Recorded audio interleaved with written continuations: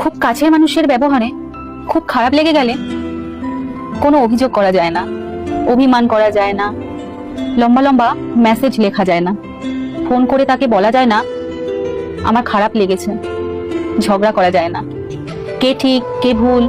ছেলেরা শুধুই চায় যে একটা মেয়ে থাকুক এরকম কেউ যে তার কথাগুলো শুনবে। ছেলেরা এক্সপেন্সিভ গিফট চায় না, সুন্দর সুন্দর দামি দামি উপহার চায় না, কোথাও ঘুরতে নিয়ে চলো, এখানে চলো সেখানে চলো, এগুলো ছেলেরা একদমই চায় না। ছেলেরা শুধুই চায় মানসিক শান্তি, আর তাদের মানসিক শান্তি দেবার মতো একজন মানুষ।